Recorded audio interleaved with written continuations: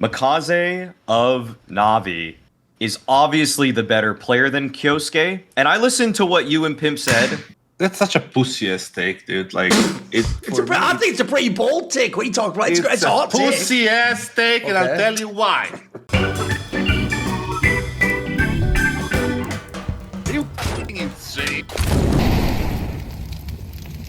Right, we're here for another episode of Hot Take Point Made, the show where all three of us collectively get hated on, told we know nothing, and yet everyone keeps watching and magically knows all the takes we have. My favourite one, by the way, just as a quick aside as we get into the episode, is where what they do now is, even though this is actually the opposite of why I invented the show, Maui, unfortunately for you specifically, it has actually gone mental for your branding, because now the hater just goes, everything he says is just a hot take. And I always just think, like, you know, he just actually goes on events and gives like 90% totally normal, like room temperature takes that are just analysis. Yeah. But what they really mean is, I saw a different opinion that I didn't like, and it was too spicy for me. So everything's a bloody, think of what you, Maui, is everything's a bloody hot take, isn't it? It's like, I mean, is it really? I know.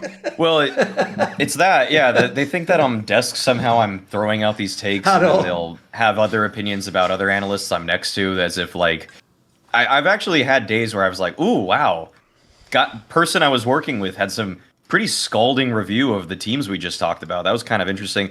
And then the very night, I just read something like, Maui's just a fucking toxic, hot take merchant, and X person is just always so balanced and reasonable to all the teams. I'm like, we're just saying anything at this point. Like, we're not actually taking what's happening on the shows, because obviously people, I think it goes without saying, but I'll explain it again. It's like what this show is meant to have, the far-reaching take. I'm not saying stuff generally on this show. No, we're spitballing. Like, come on, we're just coming up. It's like a smoke session. We're just coming up with crazy shit and shower thoughts and shit, Other than the most obvious jokes, like a Xiuhy air quality take or something like that, the things I'm saying on here are kind of like the far reaches of predictions generally that I think are possible, although I understand far-fetched.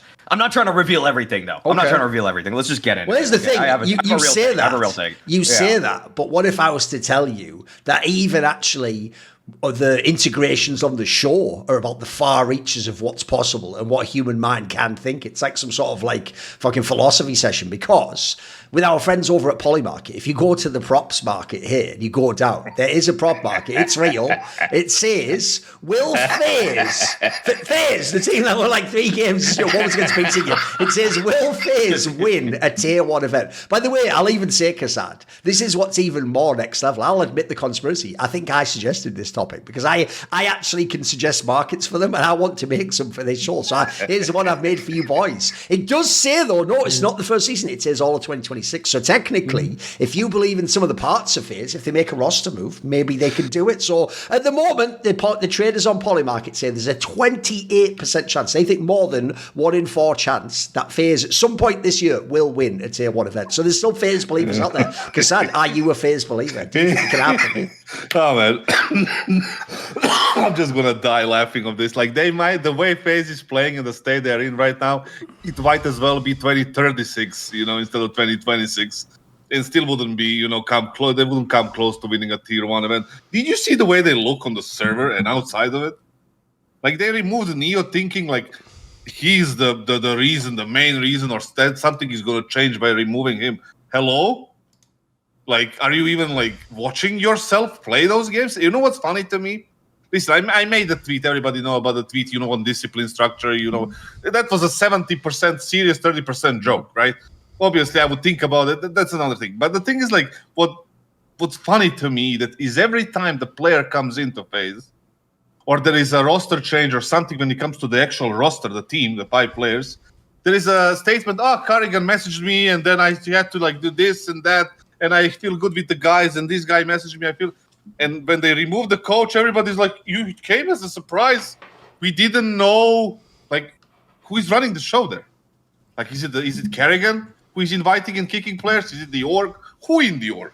I haven't seen besides that one big guy with the fucking beard, whoever he is, some sort of a manager, ever seen anybody that works in FaZe as some sort of a, I don't know, company man, general manager, whatever the fuck, right?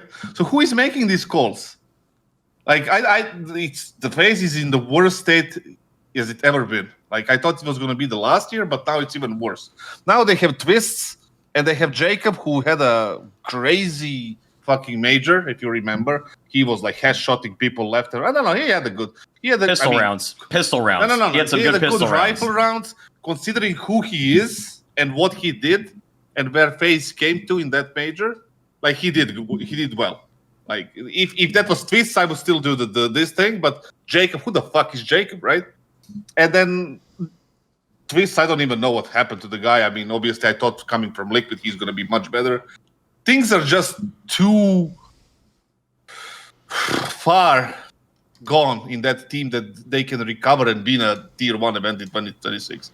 They need a massive, massive change in their culture, in the direction, even in leadership, maybe, why not?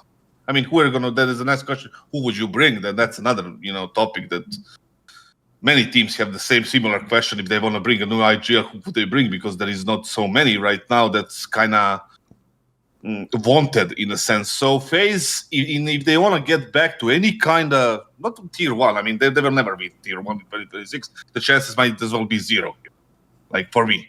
Okay. If they want to do something meaningful this year, they need to do a massive, massive change.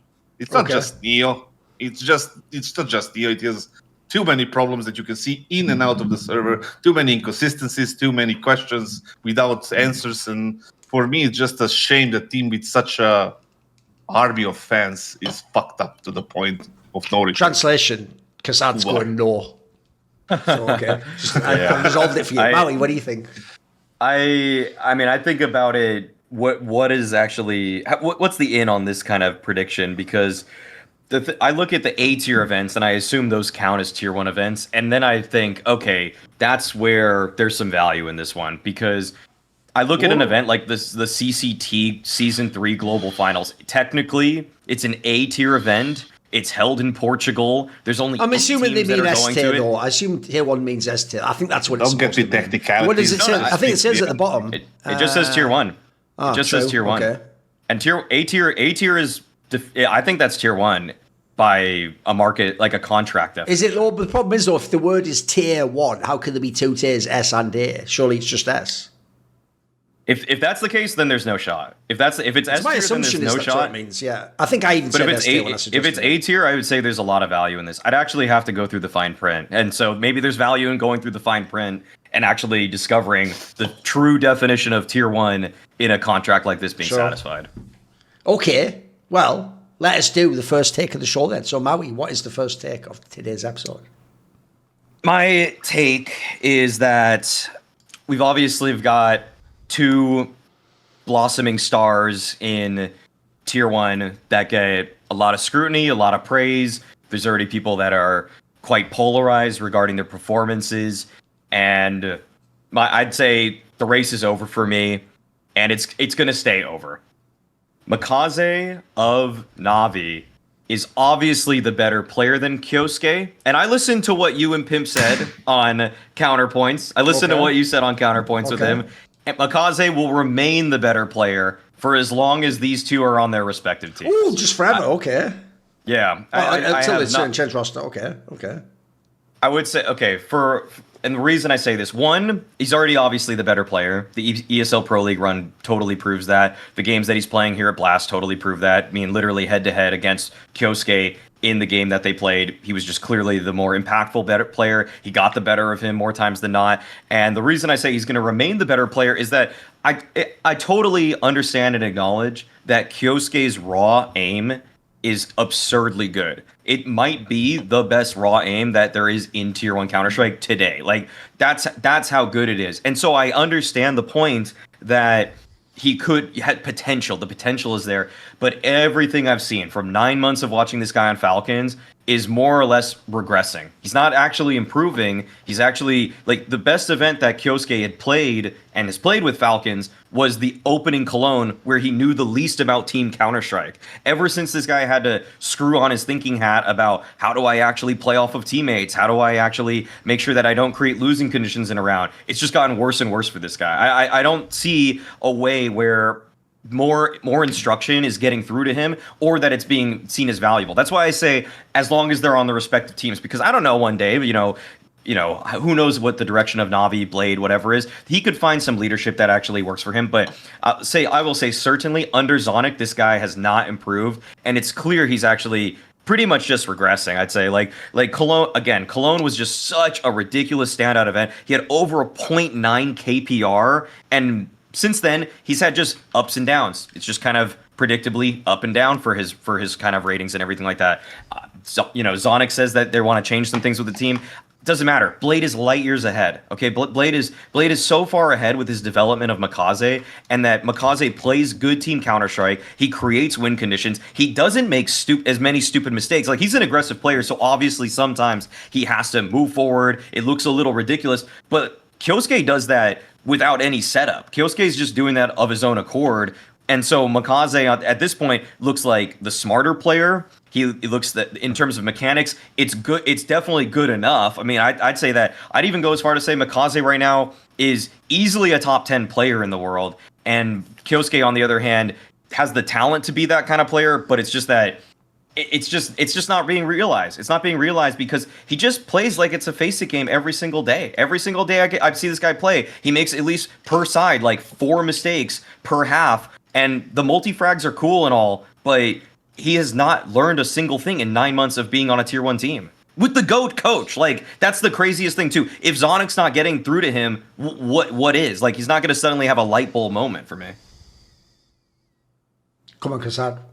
That's such a pussy-ass take, dude. Like, I think it's a pretty bold take. What are you talking about? It's a hot take. Pussy-ass take, and I'll tell you why.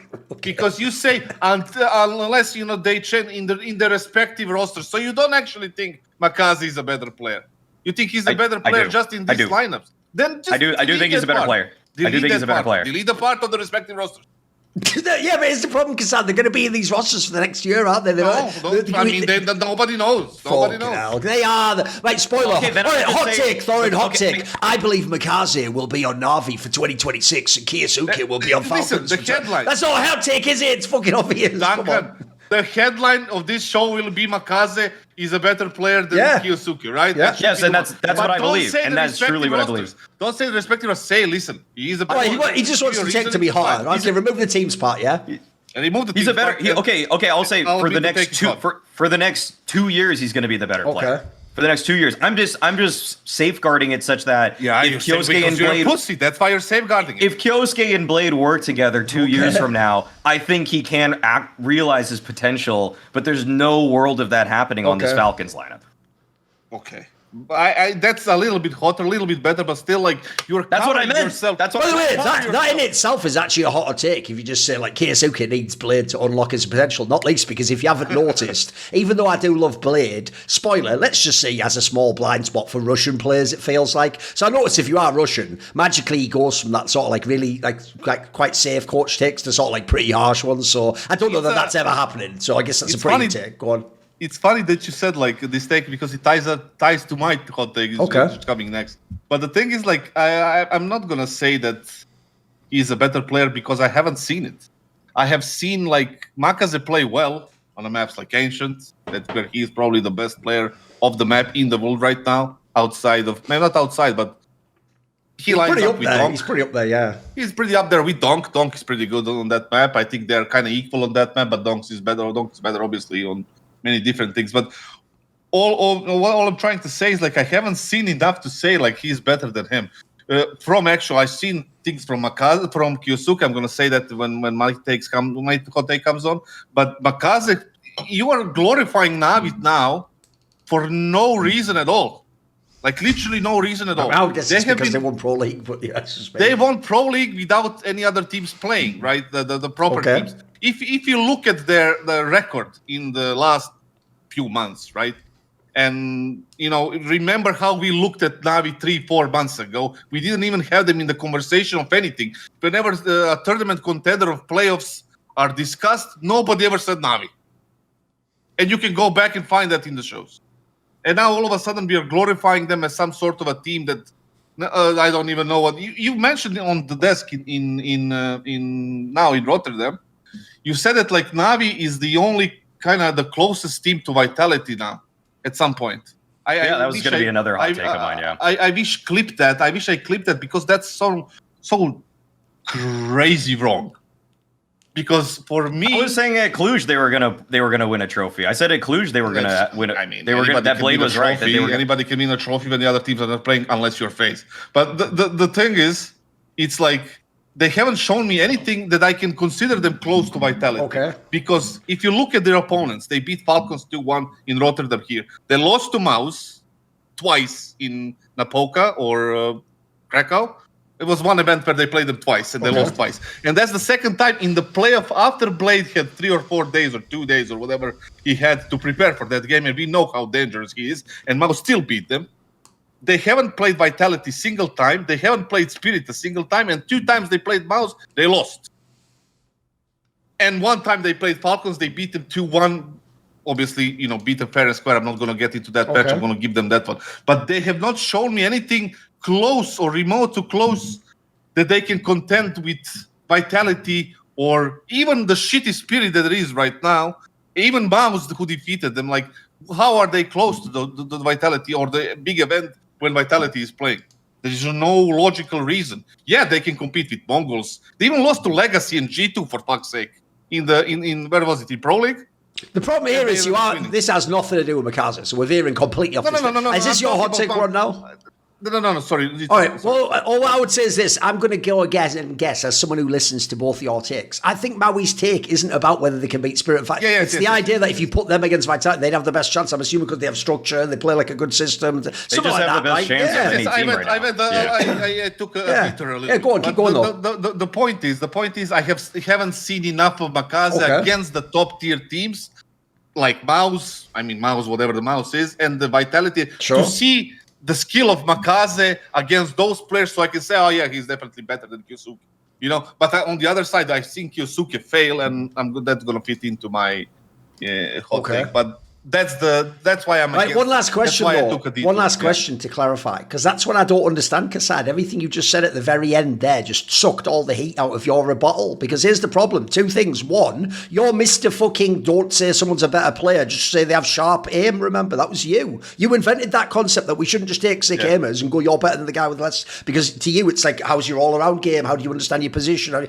So 1, just KYOUSUKE having better raw skill can't make him better for you. That's to be another reason. No. And then 2, as you just said, what's weird is you made the case against MAKAZZE, but never made the case for KYOUSUKE. I will. That's what I'm saying. Right, go for it now then. But not now. All right, okay, we'll come back to that. Right, so I'll just say this in the meantime. Right, I actually think this is a banging take from Maui, because notice he didn't say he's more talented. If you don't know, by the way, the pimp one was just he thinks KYOUSUKE is more talented than MAKAZZE. Now, fans that are getting mad about that and doing stuff like, but look at that, you didn't listen. You didn't listen. He didn't say better player. He didn't say better stats.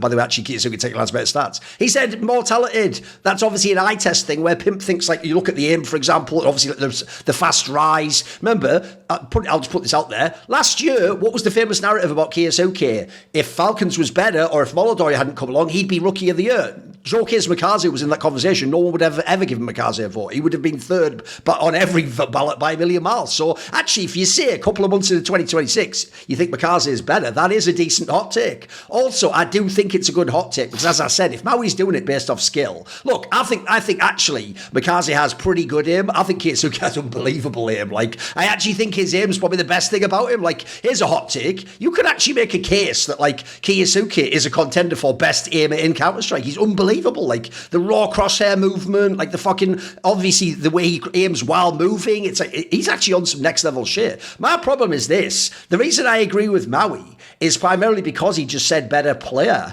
Because if you look, there's obviously a massive flaw that still has not been fixed by KYOUSUKE. He's a ghost in the playoffs, mate. Like, the second it hits, like, it's like you just have to whisper in his ear, playoffs, and he just becomes half as good. Because every fucking group stage, he's tearing up games. Like, the joke is he even the other day, by the way, this is the miracle of all miracles, he even had a decent fucking Inferno the other day, which, remember, he was an auto lose on, like, all of last year, basically. But the problem I have is this, because MAKAZZE can actually do it in the playoffs, and he only really had his issues really early on in the squad, he's been fairly decent in playoffs, and now he's getting better and better and better, and actually, the difference is he's realising his potential, whereas KYOUSUKE's sort of hard-capped a bit. Also, I'll just throw this out there, even though you don't want to do the in these rosters, the reason I think in these rosters actually it is working, kassad, is I think a lot of the credit for MAKAZZE should go to Blade, because in my opinion, I keep making this point, the brilliant thing is, guys, we can actually sort of do a comparison without having seen the alternate universe. MAKAZZE was on the team that is FUT now. Look how those guys fucking play CS. That's way more how MAKAZZE was at the beginning in Na'Vi, bro. You're just playing raw, super aggressive, playing off your aim. He doesn't do that much in Na'Vi. They actually have sort of like given him a lane and controlled him a little bit. And then if anything, they benefit from his aggression, but he doesn't go too far now. So it's also why I do think he's a better player. But in a weird way, kassad, your point actually adds to Maui's. He's a better player because he's got probably the best coach ever, and a coach that if you give him enough time will integrate almost any player into his roster. You just need to give him space to like create what their role is, get them into it, get them map by map by map. And now, if anything, that project's percolating. Whereas the whole reason we all criticise Zonic is he wanted KYOUSUKE, but actually KYOUSUKE hasn't sort of worked out like he should so far. So I actually agree with Maui on this one. I think it's a good take. You want even more? Go on. I mean, people obviously want the stats to go with these kind of takes and everything like that. As of this year so far, MAKAZZE is there has obviously this year has only just begun. You know, there's not that much that's been played. But if you look at this year, his playoff stats, he's a top 5 player. And if you even look at of all people playing playoffs that are of top 10 teams, and if you look at, and so people would say, oh, it's only just begun. Like, what's the point of looking at this year's stats when there's only been a few tournaments so far? If you look at last year and you use the top 10 filter, he's the 6th best. Like, this guy doesn't drop off in playoffs. In fact, he has literally been a better player rating-wise for Na'Vi in playoffs than he's been in group stages. That is why he's a better player for me also. That when I look at him at his Budapest numbers are crazy, his Cologne numbers have been crazy, his EPL numbers have been crazy. All of these playoffs where Na'Vi are kind of surprised, it's a surprise that they're even at these kinds of tournaments. They pull off these upset victories. Look at who's actually the main driving force. It's been MAKAZZE, but look at all these chokes from Falcons as they make playoffs. They don't ever deliver. They don't live up to the potential we see in group stages. KYOUSUKE falls off basically like clockwork at this point. Here's the thing. The one reason I think it's so spicy is because it's also a gamble, because even though you say it's a pussy take, the reason why I think it's a gamble is this. Because one, if they ever change roster in Falcons, I could actually see that also improving KYOUSUKE. And then two, because I think he actually hasn't had as much structure, they've kind of just let him do whatever he wants. I actually feel like you just wait. It's a little timer, mate. I think eventually he's going to kick it again and be the better player. But the problem is, when will that happen? Could happen tomorrow, could happen in fucking 9 months, who knows? So I think it's actually more bold than you realise from Maui. I think it's a gadget take. If you tell me like right now MAKAZZE is performing better than KYOUSUKE, I'll take it. But to say like in the next 2 years and in put it this way, kassad, this is why I say it's about when it is in the context. Because if you say by the time this year, next year, who will be the better player, I'd probably pick KYOUSUKE. I think he gets it together eventually. I think when he does, by the way, he's going to be a team, and the difference is MAKAZZE is like potentially at best like the 10th best player or something, in my opinion. KYOUSUKE could be like the 3rd best player in the world or something if he gets his shit together. But I think Maui actually picked the perfect time for that one, unlike what you think. So before we go to there though, Maui, obviously kassad gets to just listen for free on a Discord, but other people listen to your hot takes on shows, on the desk, etc. Is there a way they could upgrade that experience? Of course they obviously can, because thankfully we are sponsored by Raycon, who are so generous that they give us our own URL on their website. If you go to www.buyraycon.com/hot take, you can get a discount on, pick whatever you like more. Me personally, I've been using the Raycon Everyday Classic earbuds. And they've also, I've noticed on one of our other shows, they've been using the open back earphones. But these are just great for daily listening. The noise cancellation totally helps out with blocking all the background noises. So when I'm at the gym, when I'm on an airplane, it's always just exactly what I want to hear and nothing that I don't want to hear. I've been a big fan, obviously, as I've said in previous shows, of the charging rate. That if I forget to charge them, or I've had them in my ears for a super long session, because like I'm on long haul flights for 10 hours, and so the earbuds, not every earbud that I've used in the past has just, one, stayed alive for that entire time, and two, putting it back in and charging it, sometimes I have to wait for like 10 minutes, and then I'm just sitting there kind of bored waiting. But these just charge so fast that for every 1 minute you have them in the charging pack, they're going to give you about 5 minutes back. So, I mean, do the math. You have them in there for 5 minutes, you're practically getting 30 minutes of charging time back, so you can watch another show that you want to in that time, what have you. So yeah, obviously you can support our show by going to their website, buy Raycon, that's BUYRAYCON.com/hot take, that's 2 T's, HOTTAKE, and you can get 20% off the Raycon Everyday Earbud Classics. Indeed. Okay. Right, Kassad, your take connects to that one? Yeah, my take is that Zonic is robbing us of a new donk. Fair, I'll give him this at least now. At least he did already have that in like the chamber when he was addressing your take. Because the whole reason, like, the joke is, now I know why it was all bullshit, his answer, because he was just setting up for his take. Now, okay, then why is he holding back? As if you've even done like some HLTV thing, like this coach is holding him back. How's he holding back the new he's donk? absolutely holding him back. Like, I'm talking about KYOUSUKE. Like, he's... No hyperbole there, the new donk as well. Not even like the new donk. Like, the next donk. The okay, hit donk me with it. 2.0. Like, me with it. This kid... I have been watching so many games of this kid on FaceIt's, like, you know, on POV. Oh, I like the way he's even stalking him on FaceIt. I like that. Okay, I love this thing. Yeah, absolutely. Okay. I am watching these games, you know, and see. Like, I was watching KYOUSUKE. I was watching you in the FaceIt. I was watching you, Zonic, hold him back. Okay, fair enough. All right. Like, this kid is like, his mechanical skill and raw aim is like even better than Donk. That might be a hot take. But the thing is, like, he's literally better than Donk. His movement is better than Donk's. His crosshair placement, his sharpness is better than Donk's. Donk has better personality and, I guess, larger personality or larger ego or whatever you want to call it. But that's beside the point here. Like, the KYOUSUKE is supposed to be the next Donk, and I didn't believe it at the beginning. But then I started watching the games on YouTube, on FaceIt, everywhere, just watching, stalking, looking at every possible thing, like when he's playing bad and good and everything right now. And this kid has a talent to be the number one player on the planet. He definitely has that talent in his hands or whatever, like, skill. And Zonic is definitely, from his desperate moves right now to stay relevant under this pressure that he has mounted, like, himself in a way, that he's, you know, destroying his best player by... You saw the last thing that was about Zonic. You saw the thing with FaceIt. Like, he doesn't allow them to play FaceIt. No, FaceIt, because you are having... I will say it's only in the week before the event, though, right? Something like that. It's before they go to the LAN. Still. I mean, Falcons... I saw Mauisnake playing FaceIt. Like, I mean, by the way, am I the only one, right? I hope people... I know people don't fucking read, but the whole point to me of that premise is not actually as crazy as people think. My assumption is, because if you watch Falcons play, they don't play with enough structure and they have terrible team play. I think his logic is he doesn't want you to play FPL because that's just playing solo. You're just doing whatever the fuck you want. No. So it's not as crazy, that logic. You think that he doesn't do rep slow? Such a desperate... bad. I thought he was panicking. I thought he was like, but now he's just doing stupid things. Like, he's just doing desperate, stupid things to avoid being removed and stay relevant and show that he's actually doing something when he's actually not doing literally anything. Literally anything.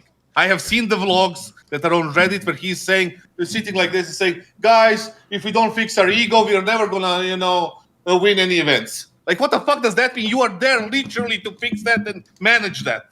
Like, why do you have to say it like that? Like, they're supposed to fix it. You are supposed to fix it. Anyway, the other thing, the FaceIt thing. Like, players like KYOUSUKE and Mauisnake, especially KYOUSUKE, are building their confidence, their game around, and they grew to be the players they are and the potential they have based on those FaceIt PUG games. That's the way the next generation plays. Like Donk, like Mauisnake, like KYOUSUKE, like all these new players. They're not like Robs and, you know, whoever, right?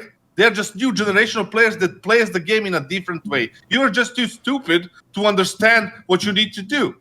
And you need to build the system around the talents of those players, not to just forbid them to play FaZe, the thing that lets them, build their confidence. On that FaZe, they're playing against other players that are facing in the events as well.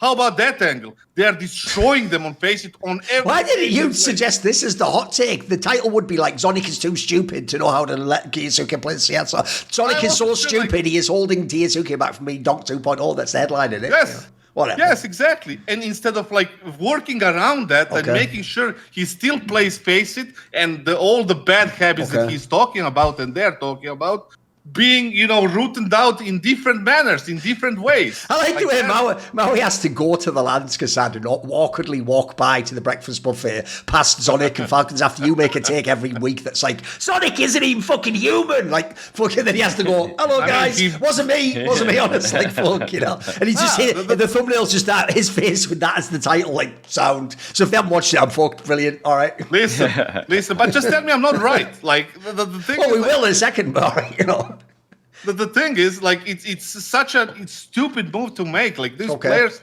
are grown to that. That's their playground. Let them play. You have the bad habits of re-peeking and, whatever the bad habits are. But that can be fixed by different processes in the practice, in the one-on-ones, in the demo review with your player. If you want to play FaZe, but you're going to dedicate some time to me as your coach or assistant coach to see how we're going to fix this. And if some number of mistakes needs to happen during a game, but you will deliver a certain amount of frags, then I'll take it. Okay. I'll accept those mistakes in the game, but you need to deliver me the numbers as well. So I can just justify the mistakes and you playing FaZe. They're just, and then the whole system and the structure. There is no structure, but they're pretending like there is a structure. What the fuck is going on? Also, you need to build that structure and that system around it. On my camera is shaking. Around the players that you have and the talents they have and the instincts they have. You can't force them into something. You're going to decrease their performance by a large margin. And that's what they are doing, and that's why they're failing. Not to mention they have no character in the team at all. Nico used to be the player with the character. Okay. He has no character at all. Monesi was a prodigy that was demolishing everyone. He came here, he's useless. KYOUSUKE, the next Donk. The stats are pretty insane, but it's all good. Keep going. Yeah, the next KYOUSUKE, who's supposed to be Donk 2.0, is being destroyed by this leadership and the game they play. And we also sit and wonder how, why. I told you why. It's exactly Zonic's fault and the leadership's fault. Obviously, there's some blame to the players as well. I'm not going to sit here and just say that they're perfectly good players. But you need to change something in order to become the thing that you needed to be, that you are bought for, that you are paid for. And that one of those things is KYOUSUKE should be the next Donk. It should be the improved Donk because he has the skill, but he doesn't have the blade like MAKAZZE has. Okay. Or anybody else for that matter. It doesn't have to be Blade. It can be the 3, 4, 5. Maybe there is a lower tier coach that can help him as well. Okay. Just not Zonic. Is that it? Because, yeah. Yeah, go Maui. I can go on, but yeah. That's the gist of it. I agree with a lot of the premise of this one, but I'll say that Donk has way better movement than KYOUSUKE. That's why he's a better individual. KYOUSUKE doesn't crouch nearly as much to make his model harder to hit. That's why his aim looks smoother, but he aims because he's not crouching. He's just strafing out. That's why when you watch him and the times he dies, oftentimes he's not making himself a hard target to hit. He's just relying that he's the faster aimer. Right. He's that's the thing. If I put all the Counter-Strike players in an aim trainer today, I would say KYOUSUKE would score top 3, top 5. You probably have some random ass dude that sucks that you're like, how is that guy a good aimer? But and KYOUSUKE definitely has absurd raw aim, but Donk is just so much trickier with the way he moves. Like if I watch a third person demo, like press spacebar once as you're watching KYOUSUKE take fights, his model is barely moving. It's just like he's just strafing out almost like it's CS:GO, but he just shoots people so fast that it doesn't matter that he doesn't have all the little tricky moves. But the problem is that when you're peeking as normally as KYOUSUKE is, as frequently as he does throw crouches out there, but he throws them out occasionally. He does little like crouch steps when he goes for peeks and things like that. But Donk is making every fight so awkward for everybody. But he's the master of these really weird, awkward fights where you're spamming control, Donk sliding back and forth. Like he made his game because of high ping. KYOUSUKE made a game that was adept to being an incredibly raw aimer that probably just spam playing. Like legitimately, this guy probably just spamming Osu while listening to anime soundtracks. Like he's just sitting there on his computer like until the wee hours of the morning, sun's already up, and he's just like aim training till his eyes are just going red. Like that's kind of the character that KYOUSUKE strikes me as. Whereas Donk was like battle hardened by having 170 ping, recognizing that if I just peek normally, everyone will shoot me faster than them. So he had to come up with all of this movement tech that now everybody is attempting to copy, but Donk is still by far and away the best at doing it. That being said, they should both be elite talents. They should both be probably top 5 riflers in the world. Zonic is clearly not harness the potential even remotely close to what is capable of, more so in terms of wins. The statistical output for KYOUSUKE is still extremely good. It's just that he has so few he's such a weak fundamental understanding of how to not throw around. What I almost would be shocked if KYOUSUKE learned what the term like swing off of my contact was until he joined Falcons. Like it's almost like he just wants to peak because he thinks, oh, like I bet you the excuses have been, okay, I'll even go this far. Okay, so back when we actually had some Valorant stuff, this is something that happened like 5 or 6 years ago, so who cares if I say it now? We had access to the scrim demos of or like the script. I was able to sit in on scrims with the best Valorant teams in North America and hear their comms, and I would hear them try to talk to Tense, who was by far and away the best player in Valorant for the first like 3 years of that game. And they tried coaching him through situations, and he would simply say to them, I just missed my shot. And he would be running through smokes, running through mollies. There'd be a crossfire that's already set up. He's not waiting for teammates. And he's just, the way he responds to those kinds of, that kind of coaching was, I didn't hit my shot. And it's like, I just watched the situation unfold and my mind was blown. I was thinking to myself, that's your takeaway from that moment where you you ran through a smoke into a crossfire in a post plant, and your two teammates were like 10 seconds away from you. Like that you didn't hit your shot. That's what KYOUSUKE is saying to Zonic. That's why I don't rate him as an improving player. He's still making these kinds of mistakes 9 months into being a tier 1 professional. So clearly, I agree with you on the sense that Zonic is not getting nearly what he should out of this player. Interrupt you for just a second. Can anyone stop you? Practically done with that one. Yeah, go for it. Just like that point is like what you said about, and compared it to Tense and the situation, that's also on Zonic, not on KYOUSUKE. Like, it's your job. Well, they tried coaching Tens. They tried telling Tens in that moment, no, Tens, like, you gotta wait for your team. Bad coaching then. Bad code, like, it's called... Some players can't be helped. I'm sure you've worked with players that can't be helped. Yeah, it can be helped. Like, everybody can be helped if you know the way to help them. Like, you cannot just... That's what I learned the hard way. I mean, that is literally a tautology, but it's all good.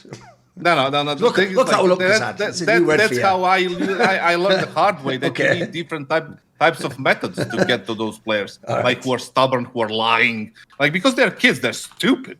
Like they think like I have a 6-year-old kid as well. Like she's lying to me blatantly, and I was like, "Are you fucking serious?" Okay. Like who ate the chocolate? Like who spilled? See, the thing is, your kid wouldn't lie to you if you helped them not lie to you. So no. But she tries. But she tries, but I get through it.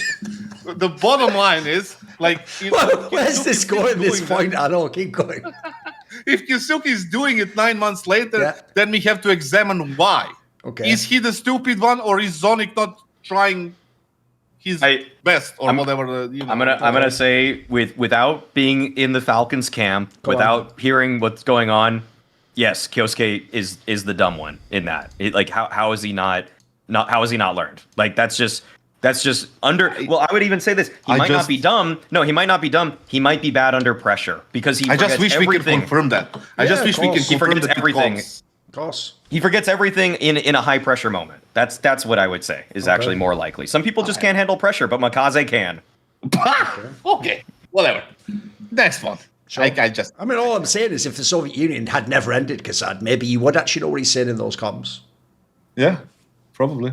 Anyway, whatever. Right, my take on this one is I don't really agree, but it's one of those ones where I'm more in the middle. I'm not totally against it. Like, for example, here's the problem. I mean, there's a bunch of angles on this one. Like, the problem is I actually do think on some level that KYOUSUKE is one of the only players. This is why actually I think the MAKAZZE topic earlier was interesting. I actually do think KYOUSUKE is one of the only players where eye test wise, I actually do watch him at his best and go, maybe he could be better than Donk, or like maybe his skill is better than Donk. Because here's the difference. I always say the crazy thing with Donk, because I remember when he broke on the scene, he was getting headshots, but I never thought like, what, this is the craziest gamer I've ever seen. I was like, this is just a mega rifle player which gets loads of kills. The difference with Donk is, I think he actually is the most aimbot like fucking rifler I've ever seen. The flaw on his aim doesn't even make sense. It's like he never misses. He's always just fucking perfectly snapping on them. KYOUSUKE is way more like the Nico, like human-esque, like it's art when this guy fucking aims, mate. Just so smooth but quick and precise and always on the head. That's actually why, by the way, the MAKAZZE topic I think is a hot take, because if you watch them eye test wise and you don't say what the game is and what the circumstance, I think KYOUSUKE looks better if I showed you a group stage game and MAKAZZE in a random playoff game. But that's why if we put the context in of playoffs are more important, actually nowadays you can even play loads of maps in the play. I think that's why MAKAZZE wins that one. So the reason I don't mind this one is this: I don't think in theory you shouldn't say for any player that they could be Donk or Donk 2.0 because we've never seen anyone like Donk. But I know what you mean. If you were to pick a player and say, if you could coach this guy differently and, maximise his talent, this would be the only player I think has a chance rifle-wise to beat Donk. Like, you can take any other aggressive, I don't care who they are, you can dart to it. None of them could do it, mate. They just couldn't. Like, I've seen their games. This guy's young enough, he's inexperienced enough. My problem is this. The Zonic one is the really hard angle, though. Like, is it Zonic making this happen? Because the sad thing is, this is actually one of the ultimate ones where I wish we could see the alternate universe. Because on the one hand, I always feel like it's a bit unfair that people go, what's Spirit doing? They should have signed KYOUSUKE. Or no, they should have put him in the roster instead of signing Tanae. And I'm always like, yeah, but KYOUSUKE himself's having problems on Falcons, man. Like, it's not like either of them have really kicked into gear on this team. So the problem there is, if you actually think he would be better on Spirit, what you're essentially saying is another coaching angle, which is that he needs Halley.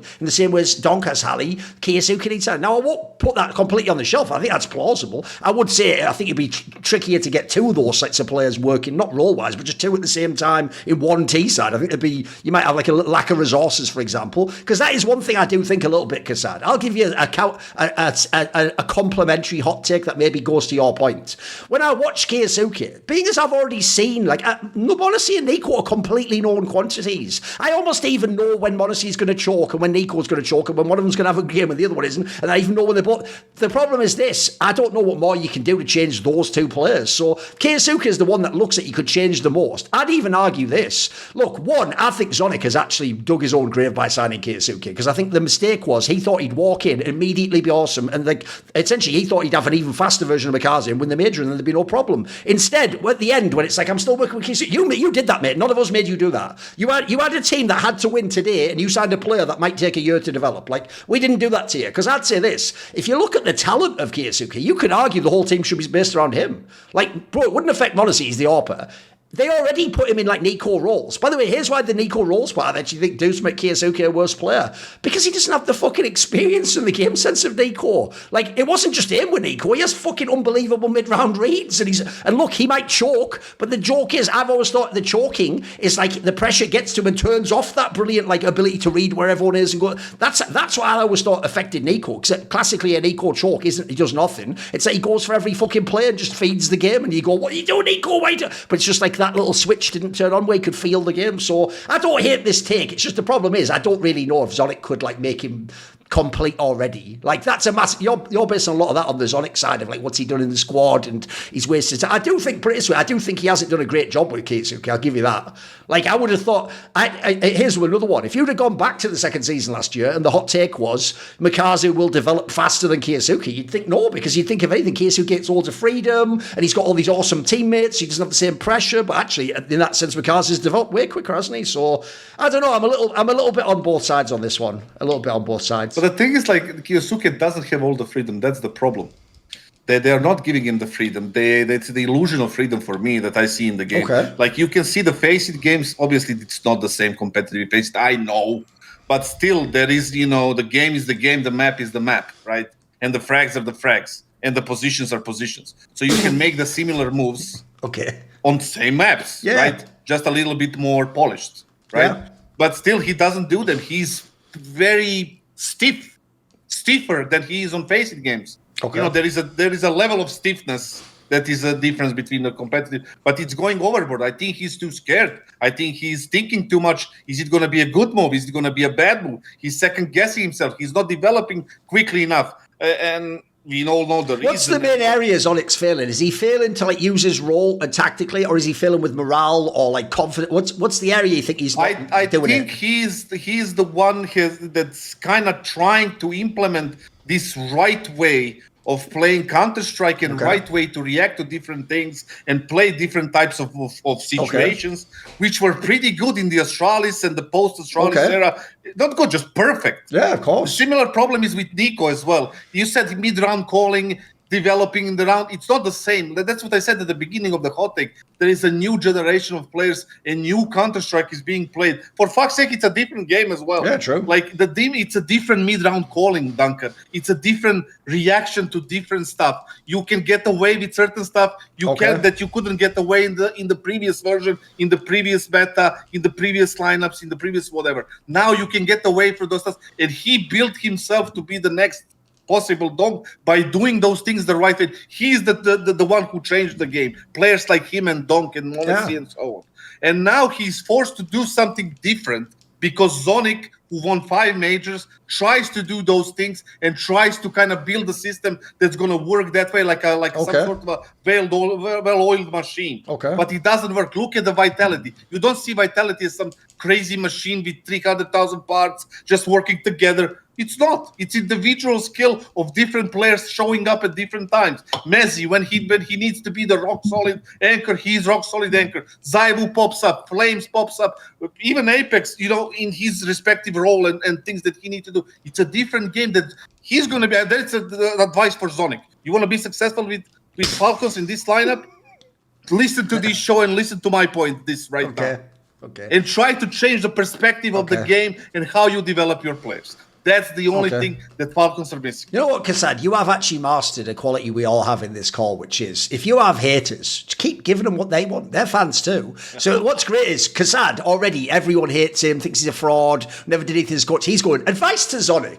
If you listen to this show, then you'll be able to quote, I love it. And listen, the haters are like, y'all get any more of them Kassad hot takes? I love it. This is low key. That's why this show's popular. The amount of hate watching must be at an all-time high on this show. Normally I think it'd be like 5-10%. This is like half the viewers are just like, I hate their guts, but please, I need to know what they think next. Like, I love it. Okay. I love it. Okay. Right, anyway, speaking of more and less, maybe some people would say CS2's more firepower, less tactics. Maybe some people would say in this case, Zonic's, less trophies, more ego. I don't know. Well, the point is, you can actually have fun doing more or less over at Prize Picks. Did you know when you get busy on Prize Picks, you just need to make your first lineup worth $5 and you will receive $50 in free lineups. So there you go, straight away, you can just immediately get loads more value and get going and have some fun. It's very easy. If you're in America, by the way, and you're wondering, is Prize Picks available in my state? Probably is. They're available in like 50 different states. It's also for loads of different sports. So obviously, like basketball's going full blast right now. We're getting all the great games going. Everyone's getting ready, charge up to the playoffs. Well, maybe you're watching the Rockets and you want to do some Kevin Durant ones. Maybe you want to do more on points, more on three-pointers, whatever it might be. Maybe you'd be watching all the recent Luka games and you hope LeBron doesn't get in the game, and if you see LeBron LeBron's not in the game, then you could go more on points with Luka, more on 3-pointers. If LeBron's in the game, maybe go less, depending on, because obviously it's easy to play, isn't it? They give you stats projections. You just simply pick more or less, do it on 2 to 5. They're really easy. You can do it like 30 seconds. They've got all features, early payout. So if a player gets off to a hot start, you don't have to wait for their match to finish before you can already cash out. There's loads of different angles on here to have fun with. So it's simple. As you see on the screen, download the Prize Picks app today and use code HOTTAKE to get $50 in lineups after you play your first $5 lineup. That's code HOTTAKE to get $50 in lineups after you play your first $5 lineup. Prize Picks, it's good to be right. Okay, speaking of it being good to be right, let's do one more cheeky little prop. So obviously, Blast Open Rotterdam is here. Now, here's the thing, gentlemen. I'm going to place consideration on this one because I know on other shows we've done who will win. And spoiler, look, as you can see, we haven't even started the playoffs yet. We haven't even set all the playoff teams. But Vitality is 64% according to Polymarket Traders to win Blast Open Rotterdam. So what we're going to do instead is this. Forget that for a second. I'm pretty sure we all agree they're the favourite and they're going to win the event. What I want to do instead is, if someone wants to take an angle that isn't Vitality, obviously every other team's spicy as fuck. Look, second is 11%. It's bloody Paravision, who's not even guaranteed to make the final. Spirit, even though we just criticised, they're 9%, Navi's 9%, Falcons is 7%, Aurora's only 1%, right? If you were to ignore Vitality for a second, because I'm assuming we all agree they'll win. Easy, Navi. Easy, Navi. Who is the second most likely? Easily Navi. There's no question about it. And by the way, the volume is crazy on this as well, because look, Navi has like 300,000. Okay, as of the time we're recording this, they're playing Aurora right now for a spot in the semifinals, immediate berth into the top 4. They're going to win that game. I don't even care. Aurora in comparison. They totally suck. Aurora suck in comparison to Navi today. I mean, Navi are the lone occupants, if I were to make a tier list today, of the A+ tier, and Vitality are the only occupants of the S tier. That's my simple answer for this one. Navi are the only team that can actually make good enough anti-strat game plans that can upset favorites above them. BO5 is where this obviously gets really tricky, but my take, actually, I was going to do a different take on the show, and I just want to throw it out there because who knows, it might be too late to say it, and it might not even be hot anymore after this one's published. I'm going to say that Navi is definitely the team that if they face Vitality in the quarters or semis of Cologne, they have easily the best chance and probably the only chance. I think it's the only way that Vitality doesn't win Cologne is if Navi are to face them in the quarters and semis. My dream scenario for Vitality's Cologne run would be in the quarters and semis, you have to face either Falcons or Spirit in one of them, and the other has to be Navi. That's because then that'll prove to me like they're definitely leaps and bounds above everybody. Because in a cynical way, I don't want to see any of those teams play Vitality in a BO5 because I think Vitality wins a BO5 against any of them. Okay, Kassad, what do you think? The way I understood your like attempt here is to find the value, right? Yeah. That's basically what you want us to do. Yeah. And looking at the value, let's start from the top, right? We have Paravision on 11%. Like Paravision looked good at this event. They did look good. You know, they played well, but can they beat Vitality? I just remember the finals in Apoca 3-0, right? It was just the walk in the park, even though one map went overtime, but still it was 3-0. Spirit looks like ass. I think they're like right now. Donk looks like he's regretting lobbying his friends way into the IGL spot. Okay. Maui is just delusional. That's my point. I already explained that they haven't won against a top 3 team for me to have like any kind of logic behind it. So I can say like, yeah, there is a value. It's hard to beat a top 3 team when you are a top 3 team. You only have a 2 teams at that point. But that's my point. They are not a top 3 team. And you think they are. That's the thing. Like, for example, I told you, they played Maus, and they lost twice in one event. Have you seen Maus lately? But I don't care about lately. I just care about the stats that they played against them. Okay. They played against the same team, same players, against the other same players. Anyway, Falcons, 7%. For me, I'm not going to go through all the list, but the only real value, even though it's crazy for me right now, is Furia. It's 2%. Like, yes, they might lose later today against Falcons and just not be in the playoffs at all. But it's the value that I'm looking at. It's 2%. Are they not capable of beating Vitality in a best of 5? They already did it. Yeah, last year. Did they? They did. But that was a million years ago. Yes. In China. China. Oh yeah, Chengdu. In China. Yes. Yeah. They've won an event or 2 or 3. Million years ago. Let's say 2. Yeah. So they don't have the pressure anymore of being the top 1 favorite, like they did in the major and they crumbled, or any other event that they crumbled.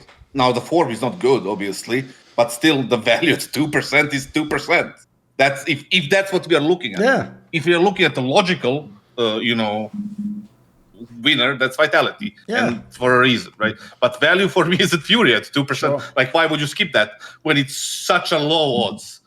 Right, my problem with this one is, right, first of all, the volume is crazy. There's like $1.4 million already on this market. It's fucking nuts.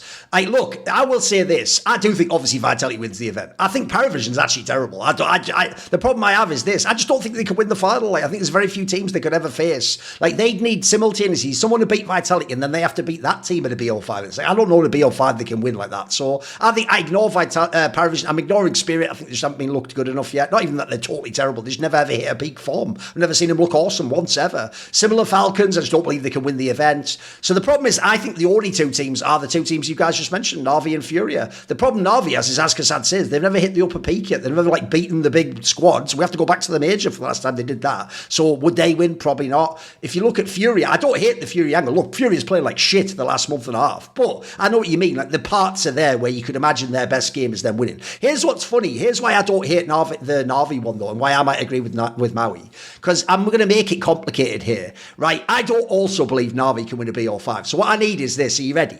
I actually think in a BO3, I'm different from Maui. I think the team with the best chance in a BO3 to beat Vitality is Falcons, because you just have to frag them off the server. I think they did it last year. You can do it this year. So the key thing is, if Falcons beat Vitality and then they play Na'Vi to BO5, I probably might even take Na'Vi to win that one and just clutch them out, have better structure, know how to fucking use timeouts. So I'm making it complicated. I'll take 9% on Na'Vi. Obviously, Kassad takes Fury at 2%, which is edging there. Okay, let's keep going, boys. Now we have come to my take. And my take is a bit spicy, but it's also one of those ones where the reality of the take isn't as spicy. It's just that it would be a great title if we wanted to bait a lot of hatred on social media. So here's my take, and you'll see where I'm coming from with recent history. You know that little boy XANTARES? I say little boy, he's like a 30-year-old man who's played 1 billion years and about 7. The joke is he might have played the most maps of CSGO ever, of any player ever, because he played 1 billion online games, didn't he? Right? XANTARES will never in his career win another tier 1 MVP. You know, he won that one last year at that PGL where they just beat Legacy or whatever, right? That's because if you look at all the other finals, that was Legacy, right? There's 2 reasons why he's never going to do it, boys. Because first of all, I don't know if someone made a meme post, but it's obviously based on facts. Do you know, even when they were Eternal Fire, and even before they became a top tier 1 team, even when these guys used to play small lands, like the ESL, challenger type, they used to lose all those finals too. They just routinely lose finals. And I'm sorry, when I looked into it, bro, I actually had a mildly off-read take about XANTARES. He has an even worse version of the KYOUSUKE problem. If you watch him in a normal group stage game, you go, get this guy out of prison. He's too good for this team. He just carries them. What would their T-side be without his fucking entry in? The problem is, if you put this guy in a final, he just disappears, mate. Like a fucking Back to the Future picture of your family when shit's changing. He just fades out. He was absolute ass in this last final. And there's an even worse reason. This is why I'm also going to say he never wins an MVP. Because 1, I don't think they can win the tournament. 2, he's not going to be the guy who frags out in a loss. And then 3, if anyone saw recently, he did an interview, I think it was in Turkish, it was translated on Reddit, and basically, apparently it's not just that other event, apparently he just has literally back and hand issues or something that are plaguing him, and he's just playing through pain or whatever. So if he's already choking, has no fucking history of doing it, had to get the most layup final ever with Legacy, who themselves aren't champions and a great team, and he has issues with the hand. I'm just saying it, even though it sounds edgy, I don't think he'll ever win another MVP, mate. I think he'll just be a decent player and he's got a couple of years left, but it doesn't sound good. I've got to say I'm out on that. I'm selling my XANTARES stock. Thoughts, gentlemen? Oh, fuck, I'm just... Sorry, by the way, we'll take that overlay off. Don't worry. Keep going. I'm thinking I have a kind of sub-question, because when you say the S-tier event, are we talking about let's say there is a PGL who gives a Pakistan, whatever, and there is no Vitality there. Oh, yeah. Normally, Kassad, I would say with all like the top. G2. Listen, normally I would say only if the top team. This one, it doesn't matter, mate. As long as you have even G2 and like Navi or something. Yeah, just even teams. It doesn't have to always be Vitality, but as long as there's any good teams, like I say, I think you can only beat a legacy type team in the final. So as long as anyone in the top 10 pretty much is there, I don't think they're winning it, mate. I think basically, here's the joke. I'll go edgy. This team would lose a final to like Astralis or something, mate. Some team that can just play their game isn't even as good, but they just wouldn't collapse. So they could lose to loads of people. This team, man. 40, they could probably lose to who knows. Listen, that makes it spicy. I was gonna say, there is no chance they're gonna win a tier event with Vitality and other teams like there. There's zero chance, and then him on top of that being the MVP, it's even worse, right? But now that you said it like this, any top 10 team on the event and pretty much any even teams, it's kind of crazy because they can somehow stumble on a final like they did against Legacy and have a run against all these teams. Because if you look at the teams that are equal to them, they can actually beat them, right? Sure. In theory, right? And there is a 50% chance they beat them, right? Every single time. But the thing is and he's their best player right now. By the way, one other thing I forgot to say, I'll just quickly throw it in now. I also think Aurora is one of the worst BO5 teams I've ever seen play. They're the team where if they lose the first 2 maps, mate, they're definitely losing the next one. I know they didn't in this last one because it was Anubis, guys. They almost did lose that one. They even almost lost the Anubis to Navi and let it come back. So I also just think they're terrible at BO5 too, mate. Every final's BO5 now. And also there is a point that I in general, I do agree with the point, right? Especially because he's 39 years old, 28, 30, whatever he is. He's 30, I think. He's 30. Yeah, 30. So, I mean, how many 30-year-old players have won the MVP in the S tier event, right? Not many. And then I think he's that caliber anymore. If he was 25, if there was no Meyer, then I can understand it. But I have to agree just because of the fun of it. Because it would be funny to watch it and then see them fail time after time, and then your take would be true. So in general, I would agree with the take because I don't see Aurora winning any of those events, especially right now when you added the best of 5 factor, where they are struggling a lot. Yeah. The signature map is gone, and then it was in his back, but it's not really a signature map as it was before in Anubis, right? Yep. So I don't see them as any they could just pick this map, safe win, or pick 2 maps and there is a chances against other teams. For me, it's just flat in that sense. They do play good in the sense they're making the playoffs, which is good for that team, especially after bad, I guess, transfer window they had, in bringing Soulfly. So overall, they're playing well. XANTARES is definitely a person who will not win a MVP in the tier. No, I'll even give you a slightly edgier one. This is Maui will like this one. Here's an even edgier side take. I'm not saying Aurora could never win a final, because here's the thing, maybe they could, but if they did, based on what I've seen, it wouldn't even mean XANTARES will be MVP. It'll actually be Wicadia. Wicadia looks like his game's leveled up, mate. He looks way better in all these big matches to me. Yeah, that was going to be my response to this. It was that I don't agree that they can't win anything I think with top 10 teams they could win an event, but if there's Vitality or Navi, I think they would have a lot of difficulty. But Wicadia to me is growing into the position extremely well. He's if you look at the last month, he actually has a higher rating than XANTARES. Obviously, they're playing all the same teams, so they're under the exact same circumstances. He has higher KPR as well. It's very, very fine margins between the two that separate them, but I think that Wicadia is growing into it, whereas XANTARES in some ways is slowing down. I don't think he's always quite as good in a lot of these against a lot of the best teams as Wicadia is, and I think it also goes without saying that. Because Wicadia I think Wicadia is actually being unlocked a little bit. I briefly talked to Madger on the desk, but something I actually had just simply noticed about the way that they're playing is that they are letting Wicadia lurk a little bit more frequently than they did last year. He's actually sometimes controlling another side of the map on their T sides as the rest of the group is just trying to get something done in terms of a map control pack. And I feel like Wicadia, as he is given more responsibility, as he's given more opportunity to take those 1v1s against bomb site anchors when he feels a timing, I think he's going to win those fights. I think he's going to start just really showing that he can be a really strong lurker. And in my opinion, I think Madger made a big mistake by not letting him do this more and develop more in his career to be this. Because what did you really stand to gain by not developing a player and really shackling him? You just consistently kind of a good team. Like I would have rather just you work a little bit more on developing a more I guess complete style as opposed to just kind of bootstrapping the team to and then kind of predictably losing in playoffs as much as they did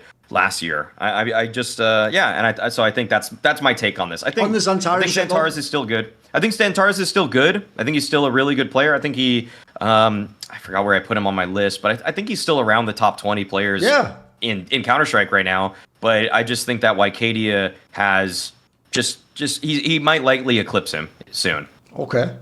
Right, here's the thing, guys. Obviously, they don't do a lot of saving in Aurora because they just fucking run and gun, and the match are just like, win me a tournament. And then in this case, he's like, not you, Wycadia, you XANTARES. And then XANTARES just loses the match. And then he goes, well, we can't do anything about XANTARES, can we, Wycadia? And he's like, put me in the fucking game, coach. So anyway, the point is, did you know, though, how much you could be saving on your phone service with Mint Mobile over the big wireless carriers? Because I know everyone always thinks that actually wireless coverage has to be expensive because that's just the way it always has. No, apparently Mint is the solution to that if you are American. And they are here to start you with a really cheap one. It just starts at $15 a month for one of their premium wireless plans. All their plans come with high-speed data, unlimited talk and text delivered on the nation's largest 5G network. You can already bring your own phone number, your own phone. You don't have to change anything. You can activate the eSIM within minutes and you can start saving immediately. No long-term contracts, no hassle. Also, you can just get rid of those overpriced ones and get 3 months of premium wireless service from Mint Mobile for $15 a month. So, upfront payment. If you like your money, Mint Mobile is for you. Shop at mintmobile.com/hottake, all one word. That's mintmobile.com/hottake. Upfront payment of $45 for 3 months. 5 gigabyte plan required, equivalent to $15 a month. New customer offer for first 3 months only, then full price plan options available. Taxes and fees extra. See Mint Mobile for details. Okay, the last one, boys, is going to be a fan take, and then we wrap the show. So, here's how it goes. Obviously, if you want to submit a take, there will actually be a change to how we work with sort of like premium concepts in LFN, but there'll be more news on that coming when they implement it. That'll be like down the line, basically. So here's the fan take. The fan take is by someone called Samux or Samuk XS or something like that. So listen to this take. It's a long one, but there's going to be some fun we can have with this one. It goes, siuhy is by far the worst dedicated IGL to ever play consistently in Tier 1. His whole career, he has been propped up by his coaches and support staff while he benefits from their hard work. Evidence. Evidence. His career starts when he played for Mouse NXT, where they clearly show that they are the best out of all the academy teams. Who's coaching? Cyclone. It is clear now, after countless interviews and how they play currently, that they have a super structured game plan where they already know all the rounds they will be playing in the game based on pre-established info that they got from prep. siuhy during this era didn't have to do anything other than what Cyclone already prepped for them. Cyclone is clearly the voice and leader of that team back then. And even more evidently now, he taught esports at a school. These guys were basically his students. Mouse NXT then split apart. Cyclone moves into head coach for Mouse and would rather have Dexter over siuhy. That's saying something. And siuhy heads over to Gamer Legion. Who's on Gamer Legion? Ash.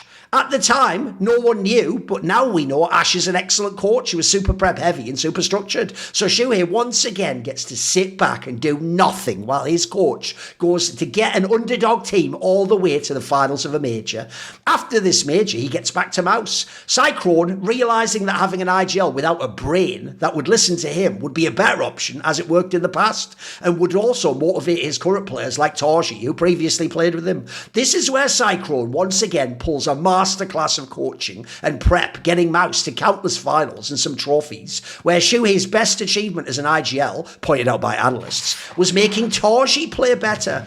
Then, after a shocking turn of events, he gets kicked so Brolan can IGL. Someone who has zero leadership qualities before he was IGL. I don't even know he spoke. This is how much Cyclone knew Siuhy was useless, and they just needed someone who could actually frag, as he was running their whole game plan in the background anyways. It's almost over. Maus, somehow, without an IGL, didn't get worse. They actually get better, and have since stayed consistently in the conversation of being the second best team, getting the Liquid treatment, because Vitality is simply too good. Last part. Speaking of Liquid, this is where it comes full circle. As soon as he got to Liquid as the propped up, amazing IGL, he somehow manages to make the team even worse. How? He doesn't have a proper coach that is going to tell him everything to do. His whole career, he has had super prep heavy and structured coaches that would lay out the whole game plan before him every game on a silver platter. As soon as that went away, he has shown his true colours. Liquid looks so terrible, having some of the worst T-sides rivaling Falcons in their structure. It is clear Siuhy is a fraud who has just been propped up by ST coaches his whole career. Getting flashy is evident that he is trying to get another person to hand everything to him on a silver platter again,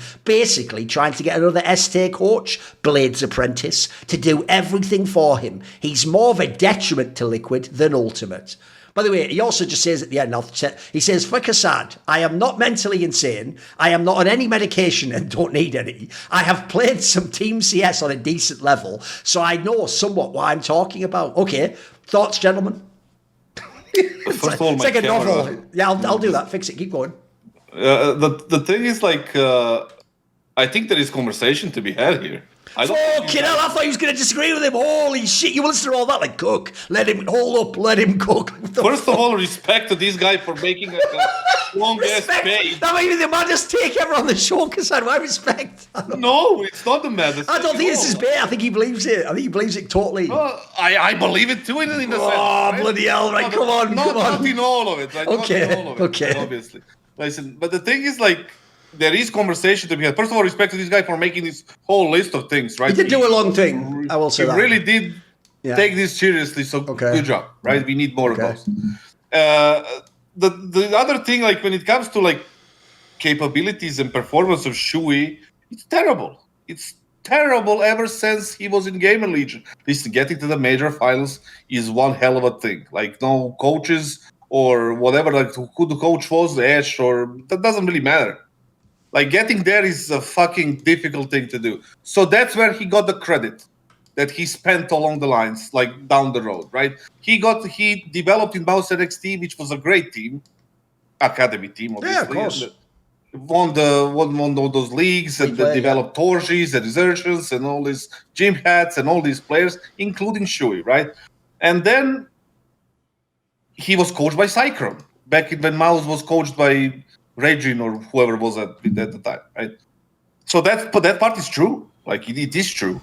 Then he switched to Gamer Legion, where he was coached by Ash, another good coach, great coach in the sense that all these teams are over accomplishing under him. The teams that should not be accomplishing that much, Gamer Legion was one of those. Then he went to Mouse under Cyclone again, and the real pressure and the real Counter-Strike kind of began. This is where it kind of contradicts. He was in Mouse Sports and again under Cyclone, but he failed. Like, you know, same coach, but he failed again.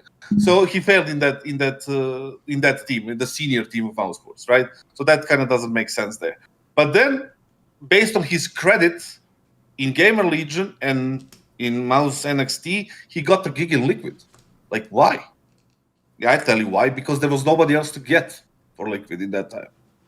They didn't want to gamble on a hybrid IGL. They wanted the dedicated IGL. They made a call. It was terrible from the start, wasn't it? Did they had like? They had the one Melbourne playoff run, but that was about it. I think almost. And that's it, right? Yeah. And that's it. Like, what can you say about his time in Liquid that was good other than Melbourne? Not a single thing. Sure. He got a leash. He got twists at the time. He got, like, you know, ultimate that was supposed to be somebody, you know, whatever. And then he got a coach in Flashy who was a rookie coach. I mean, he was under Blade for a year or whatever. They won a major. He learned a lot, but he's a rookie coach. He doesn't know how to deal with the personalities and egos of Legion, twists and Nafs and all these players, nerds and stuff, right? So I can't really blame him, coach. I blame Dior for hiring that coach, but not the coach himself. He took the job. But overall, Siuhy was a disaster for Liquid. Was a disaster for Maus senior team. He was good in Maus NXT. He was great in Gamer Legion. What is the reason for that? That's the biggest question there. What the fuck happened in Maus for him to be kicked in the way he was kicked? Nobody said a single word or any kind of explanation on that specific incident. And he himself is being too quiet on that one, which tells me that maybe something happened, where he did something that he was not supposed to do. And that's why he got kicked.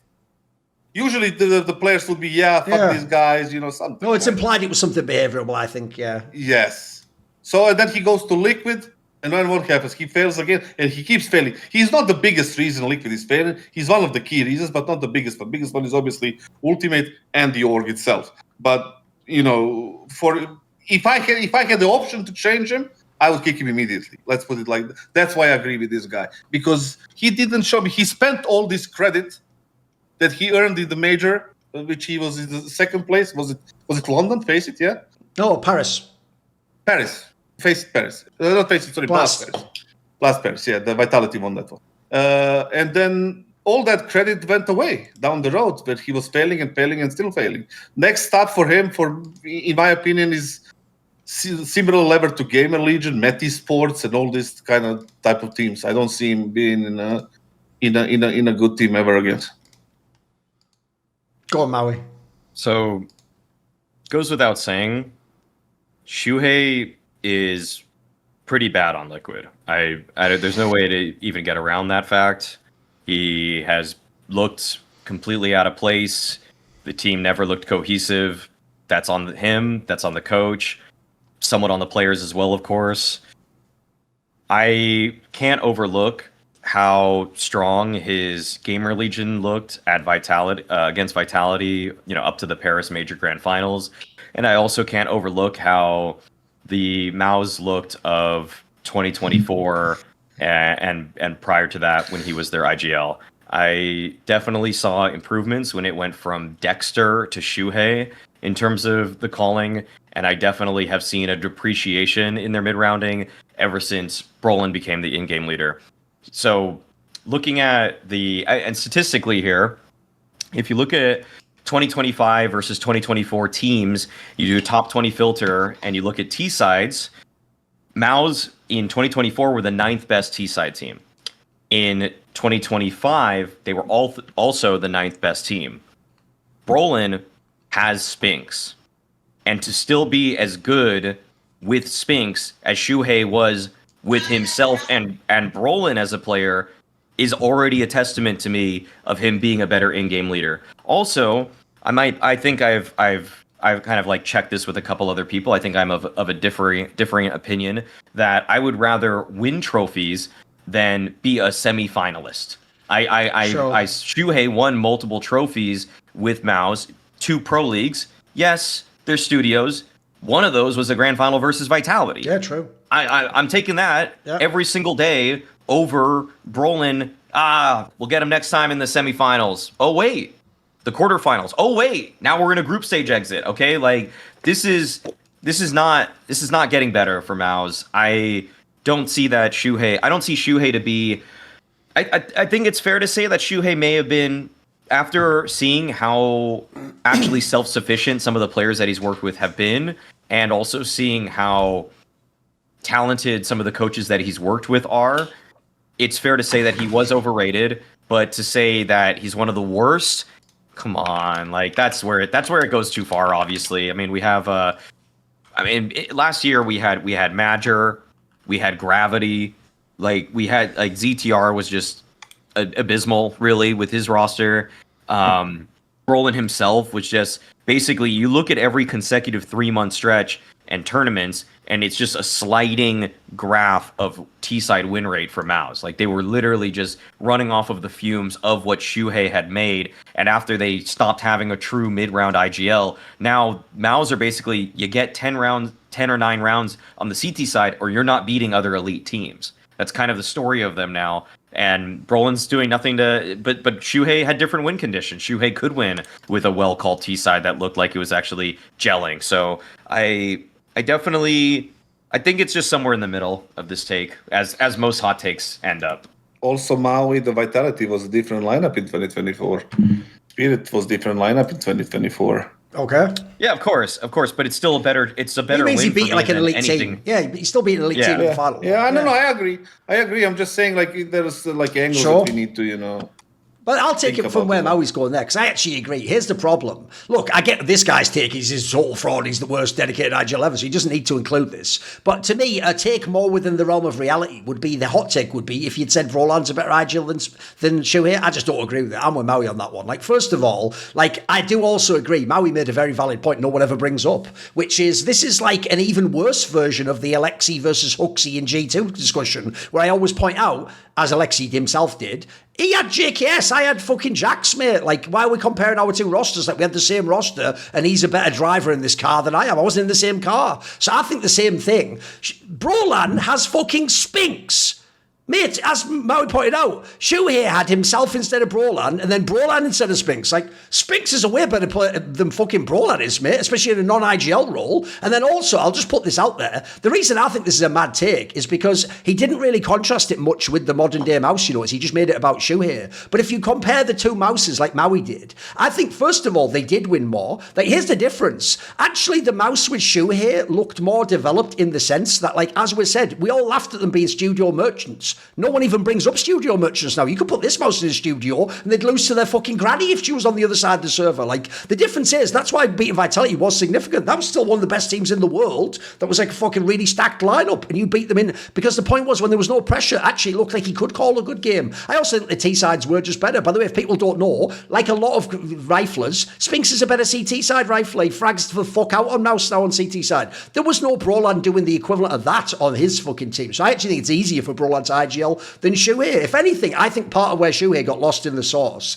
is, if you remember, when he came into this team, people said he was going to be a fragging IGL. The joke is, if anything, Brolan does that more in mouse now. It looked to me more like when siuhy was in mouse, he was more sacrificial and tried to let everyone else be a star and frag out, etc. So I think he just lost his identity. Here's where I can slightly agree with the take. Or I do think an actual decent angle, by the way, when this guy in his point went, evidence, it was just correlation. He just gave things that happened. Well, there was no evidence at all. Like, that would be, in a court case, we'd throw all those fucking items out. It's like, this thing happened. But by all logic, I just mentioned evidence of things that he did good, like we did in 2024. The reason is, why did that happen? I will say, I think you could draw a correlation, though, with the idea that maybe siuhy needs like a more hands-on coach who's going to implement a system and then he plays within it. You could say that. But my problem with this is, this would be like if someone said Alexi is a total fraud and it's just Blade mind controlling him. Boys, I do think Chopper was a fraud and Halley was mind controlling him, but he could only do so much. He still couldn't really like execute the whole game. That's why I wanted Chopper replaced. The reason why I would never ask for Alexi to be replaced is he has to still make the calls, boys. Yeah, he gets the odd timeout, he gets the prep before. The problem this guy has here is, his take would make sense, Kassad, in like 2015, where the coach could call the game. Like, the coach could only talk like 2 times a half for some of boys. Like, I'm sorry, there's no game plan in this universe. Like, when they really say, even in Na'Vi, like turn to page 17, it's not the entire strat with all the, because what about all the mid rounds? What about all the reads you make in the game? What about the fucking Imma going, I'm going to push here now? Like, that's not in the fucking documents. I'm sorry, you can't just give all the credit for everything they did just to the coach. Like, the IGL had to call some of that shit, and I think he did. And I'm with Maui. I actually think Mouse 2024 wasn't just winning the tournament. I think they just actually had a slightly higher ceiling than this one. Maybe you can argue the floor, this one's better, but I would say that's because they have a better fragger in Spinks, and on CT side they just farm people. So I don't like this take at all. In fact, I'll even say, I'll put my balls on the table. If he gets kicked from Liquid, I think it'll probably happen in the next year or so. If he gets kicked from Liquid, I'm assuming he's going to go to some like European team, probably a step down, and might even be a Game of Legion type team. He'll be on some squad like OG or something. I think he'll actually start to build his rep again, and we'll see he was a decent IGL. Look, maybe you guys are right, he was overhyped. I will say this, by the way. I'll tell you a take that's aged like ass that everyone had like 3 years ago. You know, like 3 years ago, when every time Carrigan frags badly, you all say he should be replaced. The two people you all wanted to replace, Carrigan, who, by the way, made a billion major finals after that. You all wanted fucking siuhy and KYOUSUKE to replace him. That take is fucking ass and has aged terribly ever since because they haven't finished their careers yet where they've got to the level they can win you the major, etc. So anyway, I'm sort of in the middle with Maui on this one. I don't think it's total nonsense, but I do think he cooked too much for me. He cooked too much. Yeah. The run. Okay. Also, the run that Maus went on in the ESL Pro League 2018 is pretty remarkable when you look at the bracket that they had to fight through to win. No, say the year again, because 2018. You mean? I'm sorry. ESL season 18. Season 18. Oh, the one where they beat Alexi B in the new simple lineup. Yeah, the first one, the last CS:GO tournament. Yeah.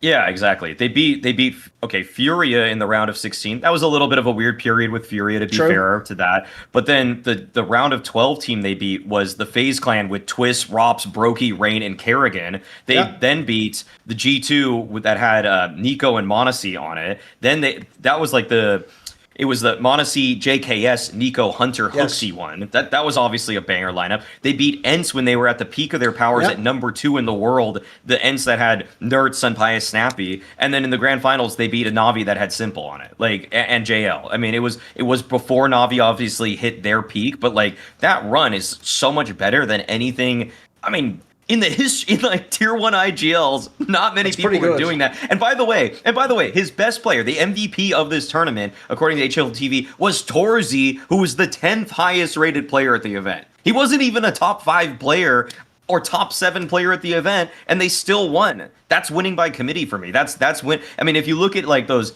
No one really looks at these, but the player of the match kind of things at the end for HLTV stuff, it's just being passed around. Every game, it's Yimpat's getting one, Frozen got another, Torzy got another. They're all just taking turns being good in these kind of playoff games. So it's not this tournament at EPL. So I mean, that to me is proof that some of these runs are not just, oh yeah, he's a Cyclone merchant.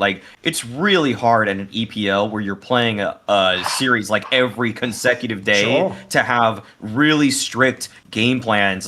There's only so much time in a day for Cyclone to say, here's how we're anti-stratting all of these teams consecutively. By the way, I've got one last point as well to throw in there, which is this. I totally agree it looks terrible in Liquid. It almost couldn't look worse with the players he has now. But here's the one problem. People keep doing the Launders meme that he did for Nip and now he does for Liquid, where he goes, your time on Nip or Liquid doesn't count. Here's what I think we will find out down the line about Nip and Liquid, because I know in Nip this was the case, so I think it's going to be in Liquid, which is when you have a roster that's scuffed and never gets any results and it's going badly and it doesn't look like there's any future where they're going to bring the player and that'll fix it. I think what happens is, and I think there's even some level this happens on Falcons, I think what happens is people start to play to keep their job, not play to win Counter-Strike games. So I think one of the problems, I suspect, by the way, this applies to fucking Flashy and to siuhy. Basically, people where they need this gig, they're not fucking nerds who can go off to another team and get an awesome airlifted out and have a chance to win. Because essentially this is their best gig with their best salary. I think on some level they don't actually fully 100% implement what they want to do. They sort of try to make everyone happy and try to just not be the one that gets fired. So I think that is pure speculation. I think in the future that will turn out to be the problem with the culture. It's not even that the players are bad. It's that people don't essentially play like a real team. That is the most accurate thing you said all day. Okay, high praise. Literally, the people are just doing stuff not to be fired, basically. Just enough not to be fired and make everyone happy, which is the most disgusting thing. So why I say I predict on his next team he'll sort of make a comeback and everyone will be like, maybe there was something there. But I think he's overhated on him on this one. Anyway, who will be overhated on the next episode of Hot Take Point Made? Find out on the next episode of Hot Take Point Made. See, I did that how Kassad would say it.